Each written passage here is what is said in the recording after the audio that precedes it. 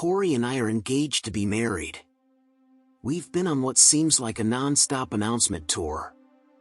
A couple times a week we are either hosting or attending parties designed to personally invite friends to our wedding. Most of the parties aren't worth talking about. However, tonight's is one that stands out. Tom is going to be my best man, and it was at his place. With 4 couples gathered around the fire pit, Tom's wife, Shelley, asked, "Have any of you heard about celebrity hall passes?" Tom jumped right in. Like if you ever met Prince Harry and Meghan, your spouse gives you a hall pass to have sex with them. I followed quickly. That's about the dumbest thing I've ever heard. Hall pass? Like a day off from your marriage? Cindy agreed with me as she looked square at her husband Bill. No f-ing way are you getting a day off? Calm down, people. This is just fantasy, came from Shelley. Tom added, "Yeah, this is all for fun. Let's go around the fire and have everyone name a person they'd want a free pass to use. I'll go first." Eyes darted around. Nobody was quite sure what to make of this so-called game. All right.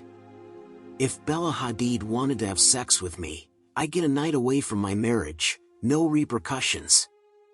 Bill jumped in. Ariana Grande for me.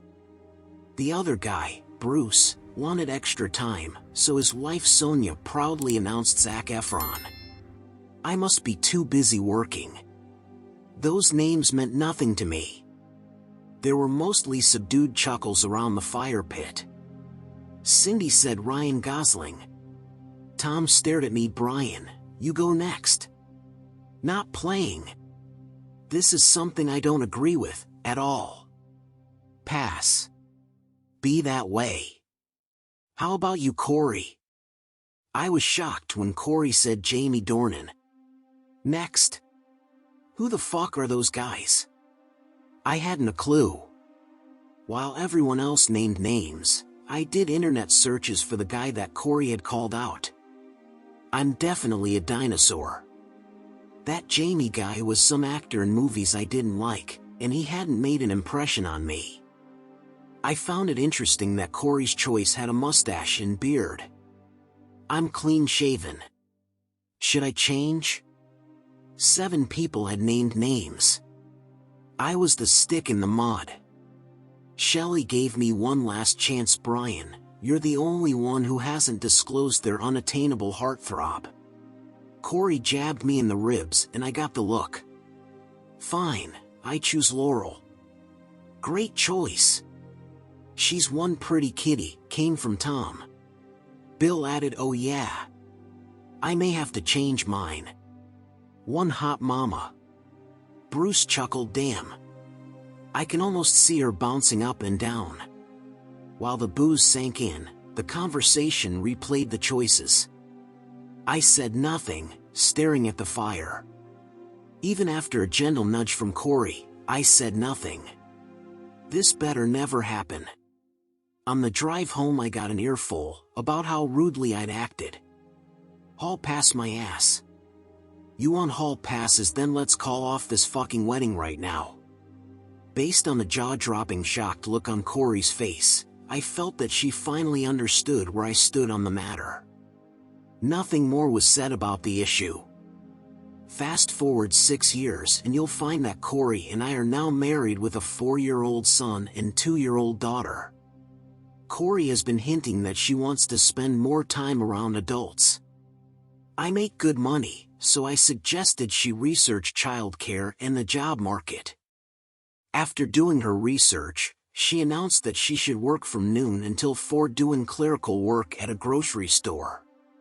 The kids would be down for naps after lunch, making it easier on both the children and the babysitter. And so it was. Corey had adults to talk to, and the kids were getting to experience having a babysitter. Corey's mother, Audrey, really enjoyed watching the kids on the weekend. So much so, that she was constantly encouraging us to go do things. On one of those Saturday nights out, we ended up sitting around Tom and Shelley's fire pit.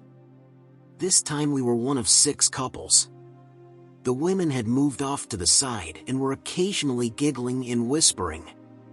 The men folk were trash-talking the game on the big screen.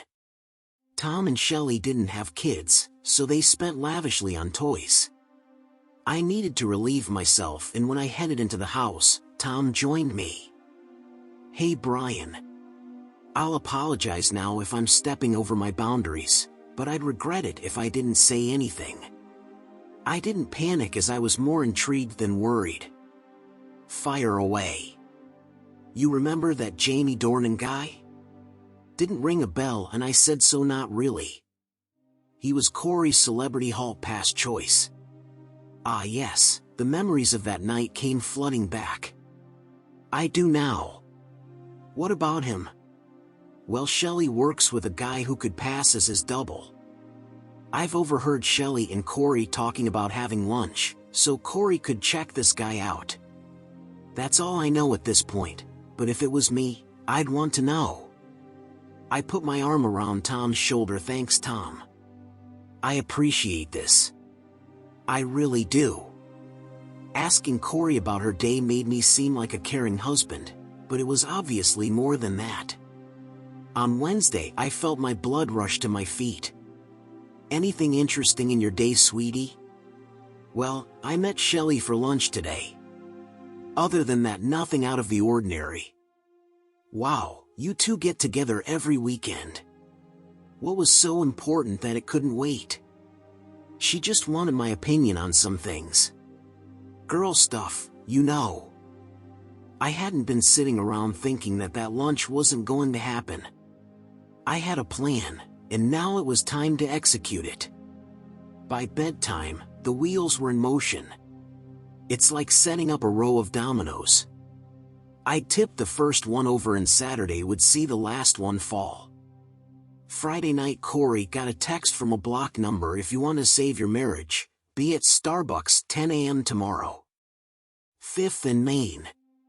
When I made my speech, an hour later, I got just the reaction I was hoping for. "Hey Corey, I've got some errands to run tomorrow morning, so you're on your own." With beady eyes, "Really? What kind of errands?" "Just some guy stuff, you know." I could almost see smoke coming from her ears. Audrey arrived at 9 a.m. Saturday morning. Corey was watching me like a hawk. I put on some aftershave, which is something I normally don't do. Leaving the house at 9:30, I pulled off onto a side street and waited. 10 minutes later, Corey sped by, completely focused on the road in front of her. Turning around, I was back inside my house with plenty of time to spare. "From Audrey, Brian? Did you forget something?" "No. I'm pulling a prank on Corey. Someone should be calling pretty soon." The words hadn't been out of my mouth for an instant when my phone started ringing. "This is Brian." "Hey Brian. It's Marie. We're good to go. This is a video chat, but you don't have to turn your camera on. I'm recording this as we discussed, so I'll send you the file after it's over." "Fantastic. Any problem finding doubles?" "Not for you, but the woman was tougher." "What a beauty." The video showed a couple sitting at a table outside of the Starbucks, snuggled together a bit too close for just friends. Audrey whispered, "He looks just like you." I whispered back, "That's the whole point. There's a story that goes with this that I'll tell you later." About that time, Corey stormed up to the couple. "You bastard. You have 2 children at home. And with her. So much for hall pass my ass." Corey then snatched his vanilla caramel creamy smoothie grande with sprinkles, or whatever Starbuckaholics like to drink, and spilled it all over my double. We'd anticipated this, so it was a cold drink. "Don't bother coming home, asshole," as Corey stormed off. The video ended as Marie said, "Well, I think we hit a home run." "I do too. Thanks for all of your hard work, Marie." As we sat waiting for Corey to return, Audrey spoke. "That was a very mean thing to do to Corey, Don't you think, Brian? Yes and no. I'll let Corey tell you what she did for lunch earlier this week. Now Audrey's radar was up. It took about 10 minutes before Corey screeched to a halt in front of the house. You could tell she'd been crying. With one look at me she started, "I thought I told you, wait. How'd you beat me home? I've been here with Audrey for the last half hour. Isn't that about right, Audrey?" "It is." "Something wrong, Corey?" "Brian was with her. I saw it with my own eyes. But he's sitting there and without his coffee poured all over him." Audrey replied, "We were watching the live feed. You were a little pissed. Brian says you have something to tell me about a lunch this week? Talk about looking guilty." Corey's eyes darted from me to her mom about a dozen times. Corey couldn't find the words. Let me give you a little background, Audrey, since Corey is having trouble speaking right now. Before we were married, some of our friends had a party where you were supposed to name a celebrity you could have a free hall pass with. Do you know what that is? Audrey sounded irritated. "I do. It's about the stupidest thing I've ever heard." "Don't tell me you two played?"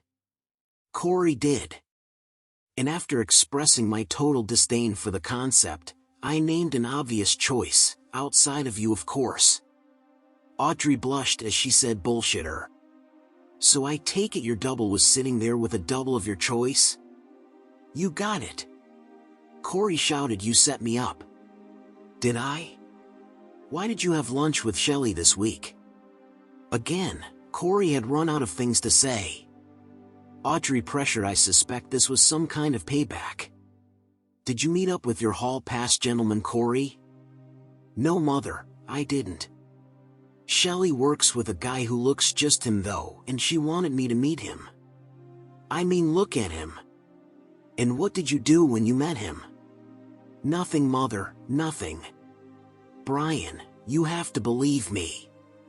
Shelley introduced me, that's all." I jumped in. "Hurts when you're on the receiving end, doesn't it, dear?" The tears started again. "Yes. Damn you. Your hall pass is permanently revoked. Got it, Buster? And mine is torched. Never again.